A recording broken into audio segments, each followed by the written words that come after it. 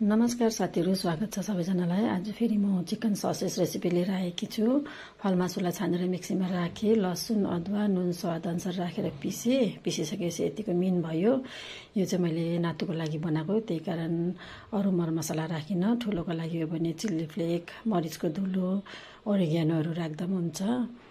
अनि बटर पेपरमा ब्रसले तेल दलेर चाहिँ र्याप गरे।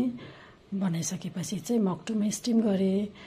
हुनु चाहिँ डाइरेक्ट गर्दा पनि हुन्छ, पानीमा उसिन्दा पनि। तर मैले चाहिँ अब कतैका बिग्रिहाल्छ कि भनेर मक्टुमै स्टिम गरे। पहिला बनाउँदा चाहिँ मैले खसीको आन्द्रामा बनाएको थिएँ, त्यतिबेला चाहिँ डाइरेक्ट पानीमै उमालेको थिएँ। एकदमै राम्रो भएको थियो। अनि यो अब पाकिसकेपछि यस्तो भयो, एकदमै राम्रो मज्जाको भएको छ। हजुरहरूले पनि आफ्नो नानीहरूलाई यसरी घरमै बनाएर ताजा खुवाउन सक्नुहुनेछ।